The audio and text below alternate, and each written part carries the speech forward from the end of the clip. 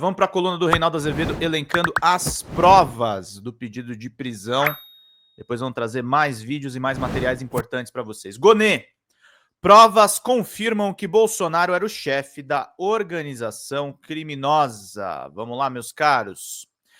Entre as páginas 65 e 201, o Procurador-Geral da República, Paulo Gonê Branco, narra em minúcias as condutas dolosas de Jair Bolsonaro. Leiam o que Gonê diz sobre a atuação do ex-presidente. O réu Jair Messias Bolsonaro, que exerceu a presidência da República entre os anos de 2019 e 2022, figura como líder da organização criminosa denunciada nestes autos, por ser o principal articulador, maior beneficiário e autor dos mais graves atos executórios voltados à ruptura do Estado Democrático de Direito. No exercício do cargo mais elevado da República, instrumentalizou o aparato estatal e operou de forma dolosa o esquema persistente de ataque às instituições públicas e ao processo sucessório. Com apoio dos membros do alto escalão do governo e de setores estratégicos das Forças Armadas, ele mobilizou sistematicamente agentes, recursos, competências estatais, a revelia do interesse público para propagar narrativas inverídicas, provocar instabilidade social e defender medidas autoritárias. A sua atuação pautada pela afronta à legalidade constitucional e pela erosão dos pilares republicanos teve por objetivo último a sua continuação ilegítima no comando do país e o enfraquecimento das instâncias públicas, em negação do princípio de alternância democrática, da soberania popular e do equilíbrio entre os poderes. E tudo isso está meticulosamente demonstrado, um pouco mais de Paulo Gonê. Em relação às manifestações de Jair Messias Bolsonaro, é importante dar realce que as provas produzidas confirmam sua participação ativa na organização e coordenação de atividades antidemocráticas. Desde 2021, o réu, em suas falas e ações, incitou a desconfiança nas instituições, questionando a legitimidade do sistema eleitoral e promovendo um ambiente de tensão institucional. A manipulação das redes sociais e a disseminação de notícias falsas fazem parte da sua estratégia para deslegitimar o processo eleitoral e enfraquecer as bases da democracia. As evidências são claras, o réu agiu de forma sistemática ao longo do seu mandato e após a sua derrota nas urnas para incitar a insurreição e a desestabilização do Estado Democrático de Direito. As ações de Jair Messias Bolsonaro não se limitaram a uma postura passiva de resistência à derrota, mas configuraram uma articulação consciente para gerar um ambiente propício à violência e ao golpe. O controle da máquina pública, a instrumentalização de recursos do Estado e a manipulação de suas funções foram usadas para fomentar a radicalização e a ruptura da ordem democrática. O conjunto probatório obtido nas investigações, inclusive materiais apreendidos, transmissões, entrevistas, declarações de testemunhas, demonstra a responsabilidade do réu nas ações que culminaram nos atos violentos de 8 de janeiro de 2023. As evidências revelam que o ex-presidente foi o principal coordenador da disseminação de notícias falsas e ataques às instituições, utilizando a estrutura do governo para promover a subversão da ordem. Portanto, cabe a responsabilização do réu pelos crimes descritos na denúncia. Tem prova, gente, tem prova que o Bolsonaro influenciou. Tem prova, não é a Operação Lava Jato, não é o Moro, é o Paulo Gonê, é o Alexandre de Moraes, são os ministros da Suprema Corte, são os defensores da democracia. E é importante, gente, que vocês pinguem superchats, que vocês estejam presentes aqui com a gente. Precisamos da ajuda financeira para manter o nosso trabalho no ar. Estadão volta a condenar Bolsonaro e Tarcísio. Estar com ele é estar contra o Brasil. Ó, o Jornal da Escolha é muito difícil, hein? Lá no DCM, o resumo.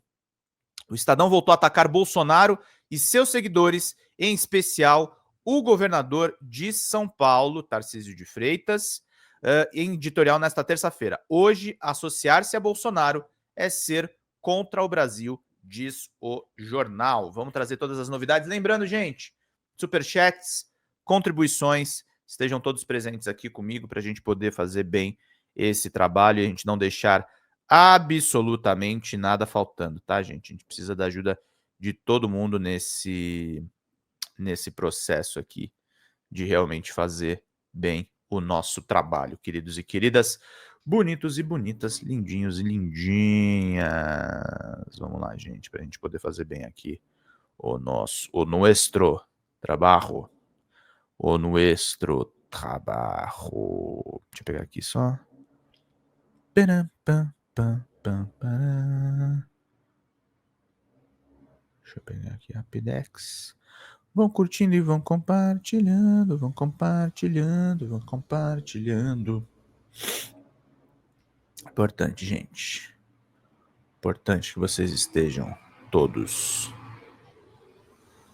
presentes aqui para a gente fazer bem o nosso trabalho, queridos e queridas, bonitos e bonitas, lindinhos e lindinhas.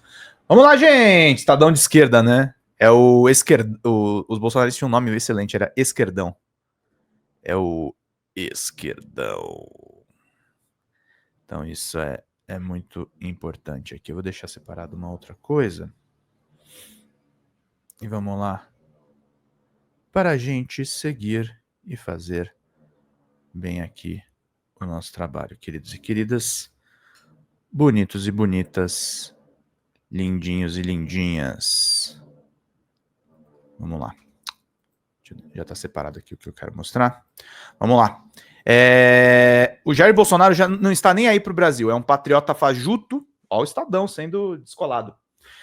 Prova cabal disso, como se fosse necessária mais alguma, foi essa mais recente manifestação acerca da ameaça do presidente dos Estados Unidos, Donald Trump, de sobretaxar em 50% os produtos importados no Brasil, caso os processos contra Bolsonaro sob acusação de tramar um golpe de Estado não sejam anulados. Psi, bom dia, querida. Lembrando, tem caneca, eu declino, só tem duas, é 160 no Pix, tá, gente? A gente só entrega a caneca se essa contribuição for realizada no Pix da Folha Democrata, @gmail.com, conta da Alessandra Fontes, só para vocês saberem, se aparecer o nome da Alessandra, tá certinho o Pix, é para onde vocês têm que enviar para ganhar essa canequinha super bacana, gente.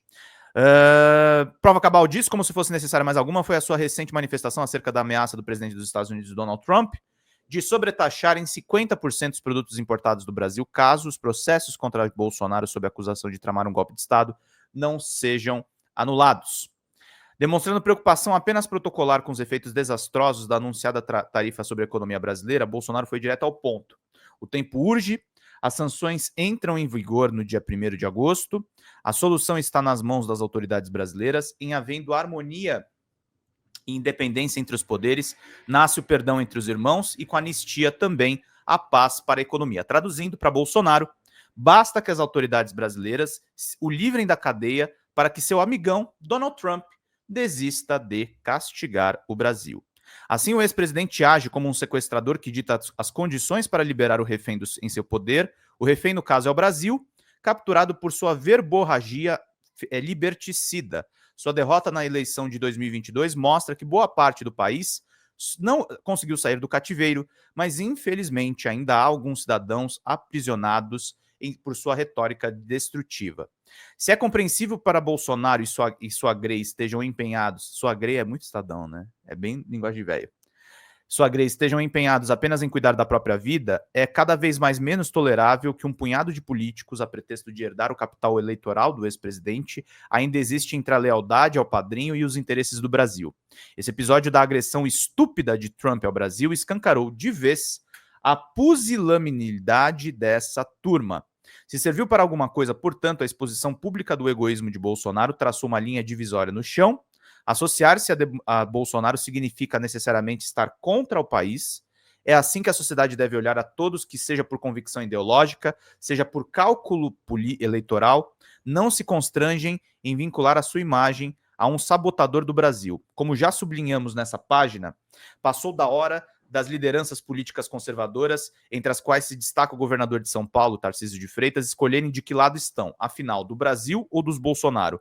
São dois caminhos completamente antitéticos.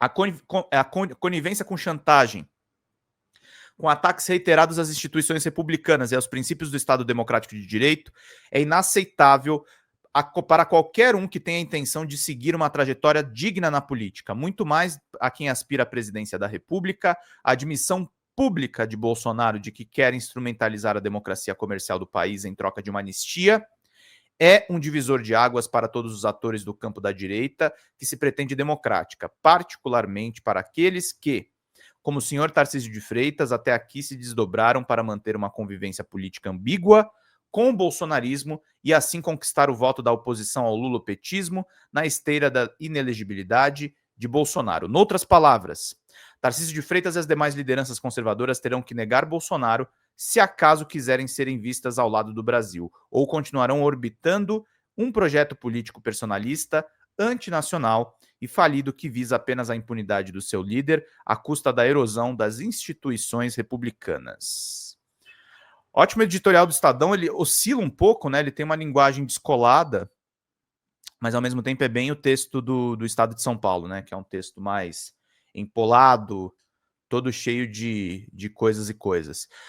O Pedro Serrano coloca aqui, ó, Trump, ao apoiar Bolsonaro, se mete com a política brasileira. Vamos ouvir esse jurista que é muito necessário nesses tempos atuais, desenvolvendo um pouco esse atentado internacional que nós sofremos. Vamos lá, gente?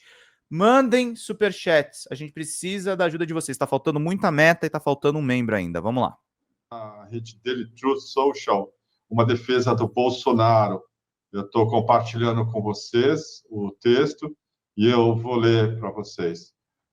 Ele disse o seguinte: o Brasil está fazendo uma coisa terrível no tratamento do ex-presidente Jair Bolsonaro. Ele continua dizendo assim: eu assisti, como todo o mundo, enquanto eles não faziam nada, vinham contra mim, dia após dia, noite após dia, mês após mês, ano após ano.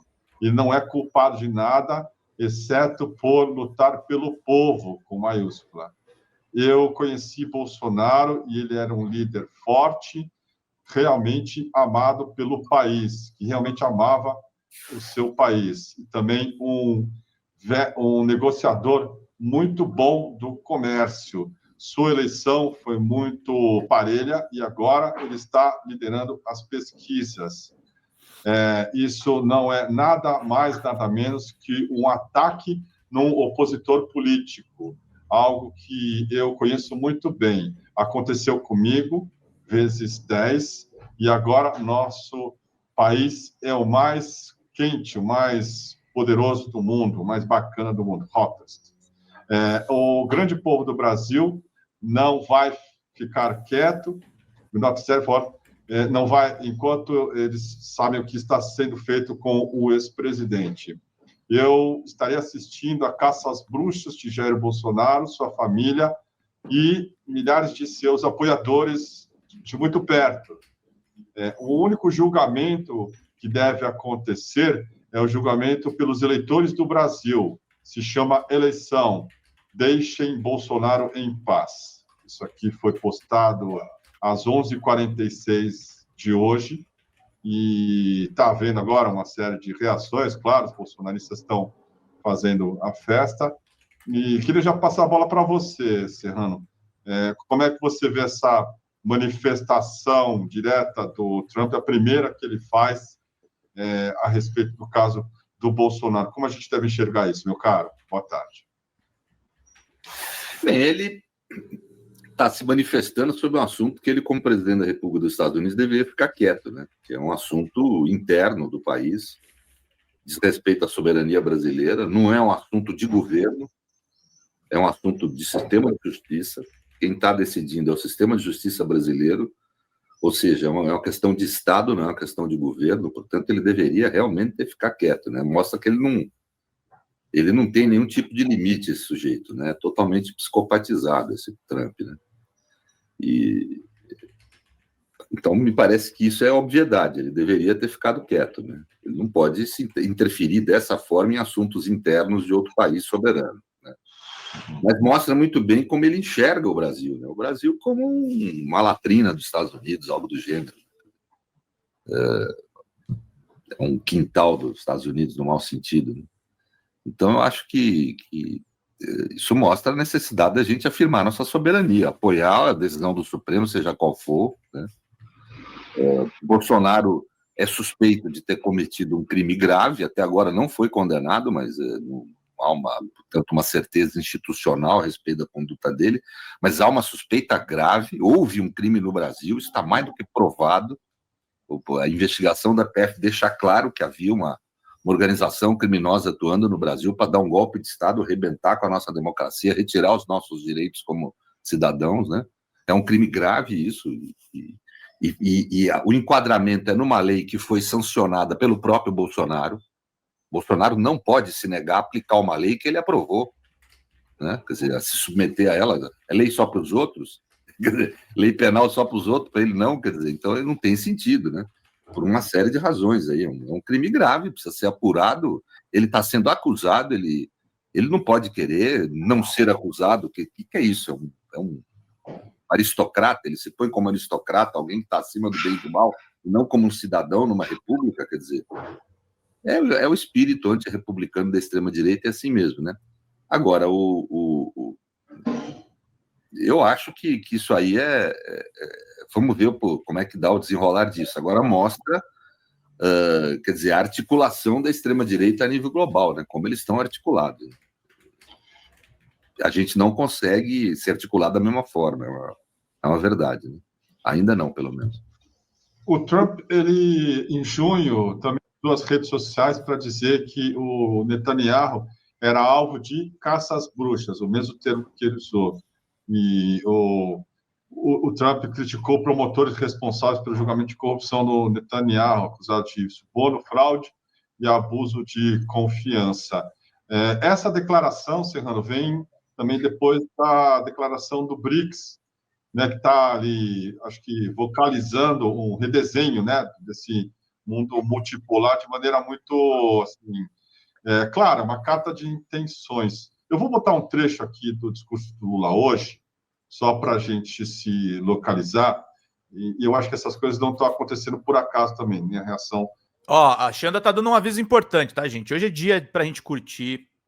Bolsonaro vai ser preso, vai ser condenado, o bem vai superar o mal. Vamos lá, gente, vamos contribuir, que é muito importante pra gente poder ficar por dentro de tudo, gente, pra gente manter os nossos canais de comunicação, as nossas comunidades. Faltam 178, se todo mundo ajudar com R$1 ajuda muito. Se mandar 20, ganha livro. Se mandar uma membresia, ganha o curso de jornalismo. Vamos lá. Dos americanos. Tem condições de liderar. Isso aqui a gente não vai poder mostrar, e aí eu vou pular. Depois eu vou mostrar mais um trecho do Serrano. A gente sabe aí que tem o Brasil, China, Rússia e Índia, agora o Irã e a Colômbia também. E o Trump escreveu anteontem: qualquer país que se aliar às políticas anti-americanas dos BRICS será cobrado com uma tarifa adicional de 10%. Não haverá exceções a essa política, escreveu Trump na Truth Social, que é a rede dele. Me parece aí que essas coisas estão interligadas, Serrano. Você fez uma live muito boa semana passada aqui, falando dos desafios da esquerda, tal, dizendo também do realinhamento em torno do Tarcísio. Tem ainda essa ameaça internacional do fascismo organizado mundialmente, né, meu caro? É isso aí, gente. Serrano falando muito bem. E aí tem outro corte dele aqui também que ele fala a respeito. Ele fala do Trump. E aí ele fala a respeito do isolamento do Bolsonaro. Bolsonaro caminhando para o isolamento. Vamos lá. Eu acho que sim. Eu acho que aqui no plano nacional há uma rearticulação da direita, né, com os setores, vamos dizer, que a gente chama de centro, que não é centro, é direita também. Né? Não sei. Mas esses campos de direita estão se reunindo, a extrema-direita com a direita moderada, em torno, na minha opinião, do lance, vamos dizer, da ideia de ter um cara que nem o Tarcísio. E, portanto, o Bolsonaro, no plano interno, acho que ele está indo para o isolamento, sabe, Kiko? Ele é muito forte, tem muito apoio na população, e ele é um elemento, a base de apoio dele é muito importante nessa nova configuração. Mas eu acho que há um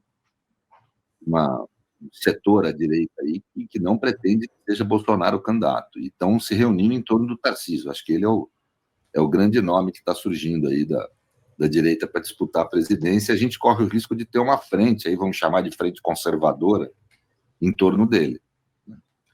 Isso é muito pesado, e eu acho que isso, inclusive, altera a questão da relação política com o Supremo Tribunal Federal. Obrigado, Edith. Fechamos os membros. Defendeu a democracia contra o bolsonarismo no Supremo tende a se alinhar com o Tarcísio. Bom dia, querida. Então, acho que isso deve mudar, inclusive, as posições lá. Um exemplo, para mim, com todo o respeito e admiração que eu tenho pelo ministro Alexandre, a decisão dele na questão do decreto não foi do decreto do presidente Lula, lá do IOF, não foi uma decisão equilibrada, né? Porque quando ele suspende os 2 decretos, ele está só suspendendo um. Porque o decreto legislativo tinha uma finalidade concreta. Era suspender a eficácia do decreto do executivo. Quando ele suspende o decreto do executivo, ele está legitimando a conduta do legislativo, tanto que o legislativo elogiou a conduta dele, né? Elogiou a adesão dele. Então, ele tem uma aparência de estar suspendendo os 2 decretos, mas, na realidade, só suspendeu um, decreto do presidente Lula, né? Ou seja, se alinhou com o legislativo nessa questão. A Globo também tem se alinhado com o legislativo nessa questão, porque isso mexe com o interesse do capital financeiro, né? Então, eu acho que está tendo, mas isso tem um significado político, na minha opinião, que é um realinhamento das forças no Brasil, né? Um realinhamento em torno de uma candidatura que isole o Bolsonaro à direita e que liquide com a esquerda. Então, eu acho que é esse o projeto que está em andamento. Talvez eu esteja enganado, né? Não sei, eu não sou muito bom dessas análises políticas, né? Você achou que foi uma derrota para o governo? Aquilo foi o Alexandre de Moraes chamando para conversar e, de certo modo, abaixando... Uma derrota para o governo. Uma derrota. Não, veja, é simples o raciocínio. O decreto legislativo, ele suspende o decreto do executivo. Quando o ministro Alexandre suspende os 2, é mera retórica. Ele só está suspendendo do executivo. Porque a função do decreto legislativo é suspender a eficácia do decreto executivo. A ordem do ministro Alexandre substituiu o decreto legislativo nessa suspensão da eficácia do decreto do executivo. Ou seja, está tendo vigência a decisão do legislativo. Ela está tendo vigência, porque está suspenso o decreto do presidente Lula, que é o que não poderia ocorrer, na minha opinião. É uma invasão tremenda da competência do executivo e, pior, pelos fundamentos que deu o decreto, uma invasão da competência do Supremo também. Porque quem controla a constitucionalidade é o Supremo e deve fazer isso através de um procedimento próprio. Então, realmente, eu acho que houve ali um alinhamento do ministro Alexandre com o Hugo Mota, né, e com esse segmento político. Eu acho que isso tem um sentido, me parece, um sentido que é mais do que um meramente jurídico. Há um alinhamento aí político, porque juridicamente a adesão dele é equivocada, me desculpe. O decreto legislativo é evidentemente inconstitucional. O Supremo, na época do governo Bolsonaro, já tinha reconhecido numa situação semelhante a inconstitucionalidade desse tipo de decreto quando ocorre dessa forma que ocorreu, né? Então, no plano jurídico, não há nenhuma fundamentação adequada. É meramente político o ato dele. É um ato, para mim, que aponta para algo mais intenso, que é a construção de uma candidatura que leva ao isolamento do Bolsonaro, né, no campo da direita, e construção de outra alternativa de direita para ocupar o espaço do Bolsonaro, que para mim é o Tarcísio. Sim, está dado, né? Está dado, é. Inclusive com apoio de Globo, vem um apoio forte aí, né, na sociedade. Perfeito. Quer dizer, vai ser uma luta bastante complicada também nesse cenário internacional, porque tem um realinhamento em torno do Tarcísio, que foi ovacionado no evento de Gilmar Mendes em Portugal, se não vou lembrar disso. É bom. Né? E também agora com essa manifestação aberta do Trump em favor do Bolsonaro, né? O que você eu acho que o Trump ele está fazendo isso por causa dessas coisas de BRICS, para dar uma reação, porque ele é um sujeito bem informado, né? Tem lá a maior agência de inteligência do mundo. Ele sabe que o Bolsonaro está indo para o isolamento aqui no Brasil, né? Que vai ter um realinhamento das forças de direita. Me parece que é o que vai haver. Então, ou pelo menos que há essa chance, que há essa possibilidade, né? Então, ele faz isso aí para poder criar inconveniente para o governo no apoio ao BRICS, etc. O que você achou dessa campanha do governo de uma espécie de volta às origens aí, de uma mensagem de esquerda? Pobres contra ricos, envelopado nessa história do IOF e que está dando resultado nas redes sociais. Como você enxerga isso? Eu enxergo que é o futuro da esquerda. A gente vai ter que, nesse pós aí, Lula, recuperar nossa identidade, né? Porque a gente perdeu, né? Não só no Brasil, né? Vamos reconhecer no mundo, né? A esquerda perdeu. A gente já falou disso a semana passada. Então, eu acho que isso aí é um passo na recuperação da nossa identidade, que é uma identidade de quem se alinha com setores que são explorados. A exploração não deixou de existir, né? É que há um momento muito grande do avanço ideológico da direita no ambiente social, né? Com valores, né, culturais, etc., de direita e extrema-direita circulando aí com muita intensidade. Agora a gente precisa fazer os nossos circular também, então acho que é isso mesmo, né? Convenhamos, não há nenhum trabalhador no Brasil que desconheça o poder nefasto dos bancos, por exemplo, no nosso país. Pode não ter detalhe, a pessoa pode não saber o impacto disso no orçamento, etc., mas que tem. Né? E as pessoas sabem disso. Então, quando a gente fala isso, a gente começa a recuperar um diálogo com a sociedade em torno dos nossos valores, da nossa forma de ver o mundo, né?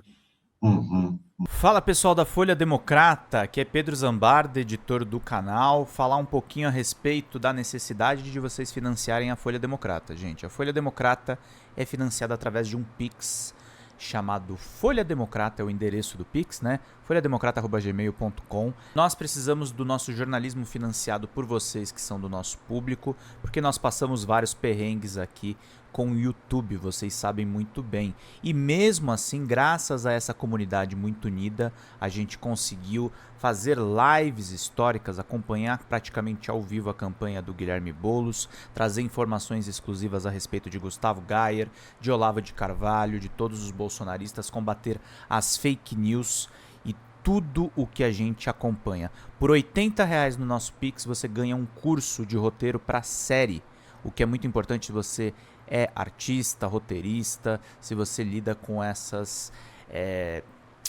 práticas da economia criativa. Outra forma de você colaborar também é se tornando membro aqui do nosso canal.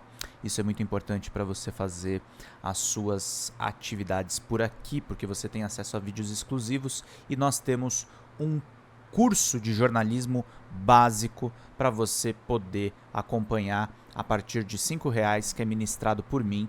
A gente tem aí quase uma dezena de aulas e muito conteúdo para você poder acompanhar. Meus caros, minhas caras, financiem o jornalismo independente, financiem o jornalismo que se posiciona à esquerda, financiem o jornalismo na internet, que traz informações confiáveis, checadas, que cruza informações e que trata você, que é o nosso público, de uma maneira muito séria. Vida longa e próspera, gente. Cuidem dos seus. Até mais. Tchau, tchau.